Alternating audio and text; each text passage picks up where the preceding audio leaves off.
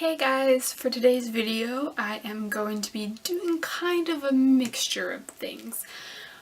Since my hiatus happened, I haven't really been keeping you guys up to date with what I've been reading and what I've been enjoying, so I decided to do I'm gonna do my 2018 top 10. I'm going to tell you guys what my new reading goal is for 2019, and then I'm going to give you my TBR for the month of January. So this might get a little long, so without further ado, I'm going to get right into it. So for my top 10 of 2018, I didn't read as much as I wanted to. I failed my reading challenge, whatever. I was going through a lot. I was on the track of getting my book officially online to be published, so whatever.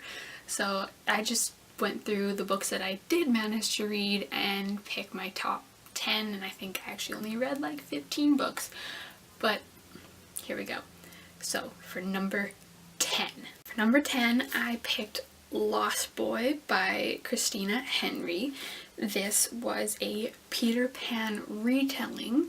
This was the original story of Captain Hook, and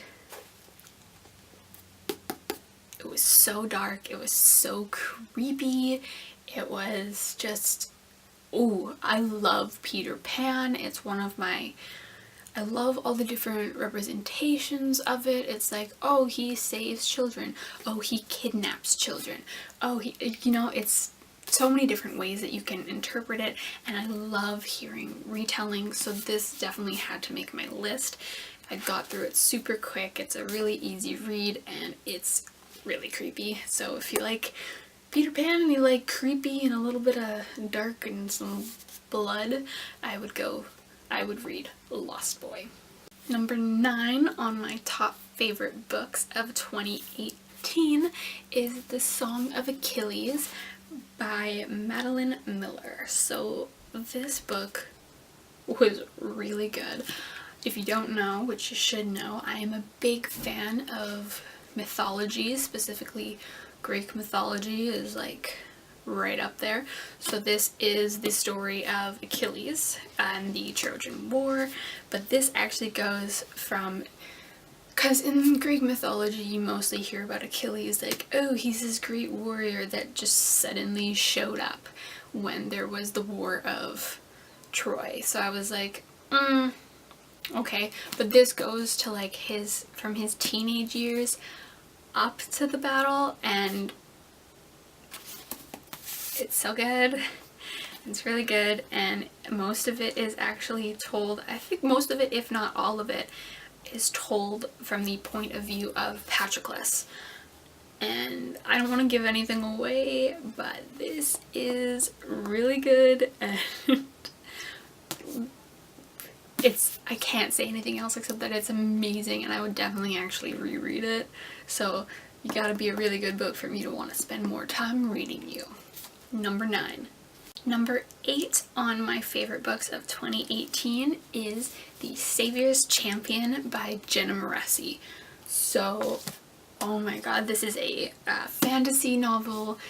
It's so dark, it's so twisted, it's so gory, but it's also filled with like this forbidden romance, and it basically takes place in this alternate realm where the realm is led by the savior, and every time the savior comes of age there is a battle to the death for her hand in marriage, and then the main character Tobias only joins to get money for his family. He basically is like, I'm gonna die, but if I die my family gets a reward for me participating. So he does that, and then he gets thrown into all these different tests and quests and tournaments, and all to win the savior's hand in marriage that he doesn't even want. It's so good. I can't wait for the second one. The second one, she doesn't have a release date yet because she's still working on it. She's self-published, The second one's going to be The Savior's Sister, and I am so excited, and as soon as I can pre-order it, I am pre-ordering it. This was what? This was number 8? 10, 9? Yes, number 8. It would be higher, but there was so many good books that I read this year, actually. Okay, number 7 is Children of Blood and Bone by, oh my god, Tomi Adeyemi? I'm so sorry if I butchered her name, but I think it's Tomi Adeyemi. This book was amazing. It's like,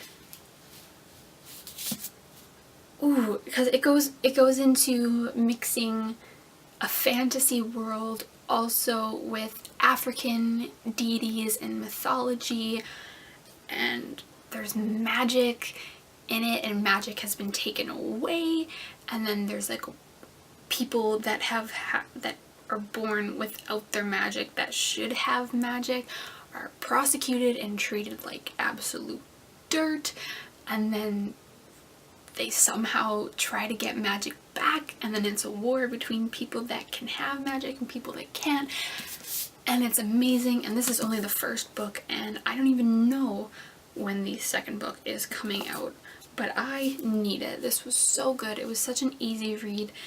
There was so much discourse within the characters and within different moral dilemmas, and it was so intense and such a good read, and I really, really enjoyed it.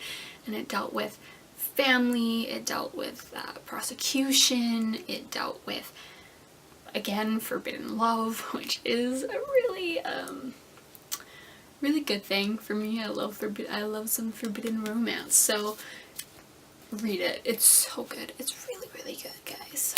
Okay, moving on to number 6 is The Sun Is Also a Star by Nicola Yoon. This book was really cute. It was a really easy read for when I needed an easy read. If you just want a contemporary, just sit back, relax, and read for a couple hours, The Sun Is Also a Star is it's really good. I love the cover too. If you don't know, Nicola Yoon also wrote Everything Everything, which I can't remember what number it was. It might have even been number 1 on my list of books that I read in 2017. So she continues to just make me really, really enjoy everything that she writes. Really, really good book. And we are halfway through at number 5, which is Death of a Superhero by Anthony McCartan. Okay, so this was the book that I think made me cry the most this year. It was really sad, but like really touching, and it was told in a really, really different way. It was told like kind of like a movie script, kind of like a graphic novel at some points, but it was really good. There's also a movie, if you want to check it out. It's a movie of the same name, which is also really good. It stars Thomas Brody Sangster and Andy Serkis, so read it if you want a good cry about life and a really raw, like I've never read like it's really raw teenage boy actually, but I really, really enjoyed it. Number 4 is They Both Die at the End by Adam Silvera. Again, I cried really hard. This is such a touching book. Okay, you know what's gonna happen when you go into this book, but it still really freaking hurts. I actually read this, the majority of it, I was actually at work. It was super slow on some nights, so I could actually finish up everything and get some pages in, and I made a fool of myself crying at work. Don't bring this to work. This is not a plain read, this is not a work read, this is not an anywhere in public read. This is in your home wrapped in a bunch of blankets with a bunch of tissues read. So good, so touching, so unique. love it, love it. It had to make my list. And we're here, down to the top 3. Okay, so number 3 is The Gentleman's Guide to Vice and Virtue by Mackenzie Lee. This book was amazing. It was everything I could have wanted. Like this, oh my god, this book was absolutely stunning. It was written beautifully. There were so many different aspects of it. Like it was, again, it was like a forbidden romance. It was a period piece. There were pirates. There was alchemy. There was family and friendship and distraught fathers. It was really, really good. I really loved it. And it was so gay. And it was great. Honestly, like this is why this made the top 3. This is an amazing book. If you haven't read it already, read it. The hype is real. It's so amazing. Number 2 on my list. So the runner-up for best book of the year is actually a classic, and the only classic I've read this year, but it was The Picture of Dorian Gray by Oscar Wilde. This book was really good.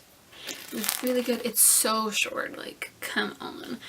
It was surprisingly easy to read. I had no, because, you know, sometimes you read classic books and it's like a different kind of language than you're used to. It's a different kind of formatting than you're used to.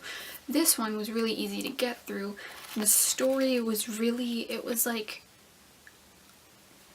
real life. It was vanity mixed with superstition, mixed with a little hint of magic, and it was really good. And the last line of the book is actually my favorite line I think ever. It was so amazing. So yeah, if you want, and I think this was a really good classic to get you into reading classics if you're like, oh, I really want to read a classic, but you know, they're also old. You know, I would read The Picture of Dorian Gray. It's well worth it, and it's a nice gateway to start to read classics. And finally, the moment you have all been waiting for, my favorite book of 2018 is Six of Crows by Leigh Bardugo. If you haven't read Six of Crows yet, or The Crooked Kingdom yet, what are you doing with your life?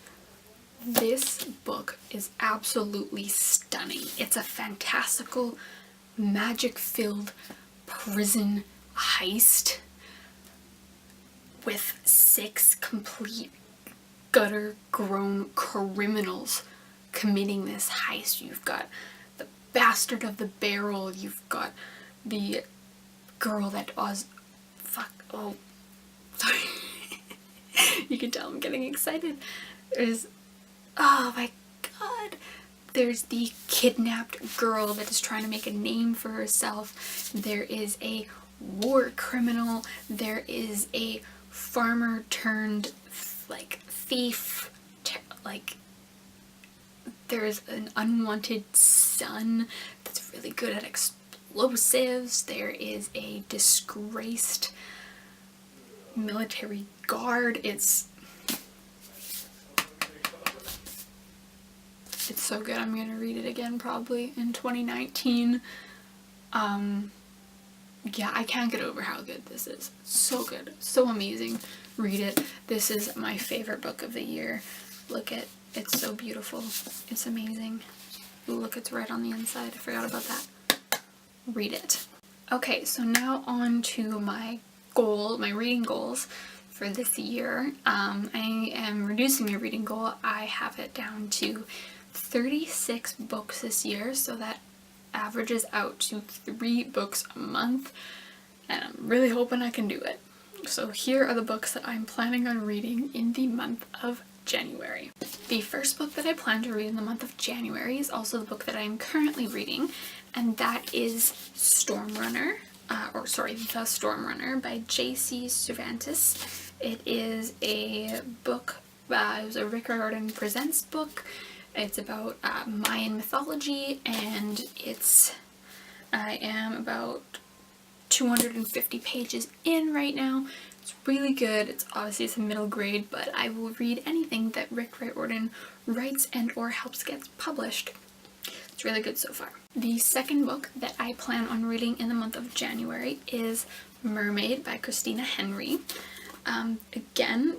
She wrote The Lost Boy, so this is kind of like gonna be a dark, I'm assuming it's like a dark retelling of Little Mermaid.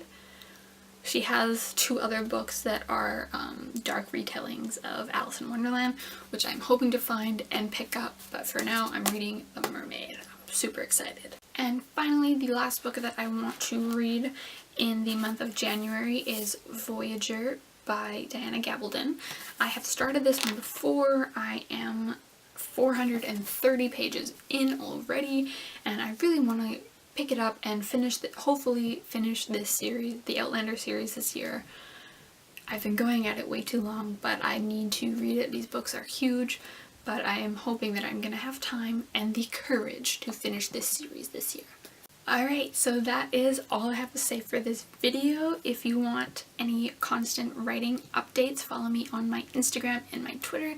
If you want the first unedited chapter of Roses, the link is in the description below to my website. And if you have any questions or comments, please feel free to contact me, talk to me. I want to hear from you guys, and please subscribe to my channel. I put out new videos every week. Alright, thank you guys so much for watching. Bye!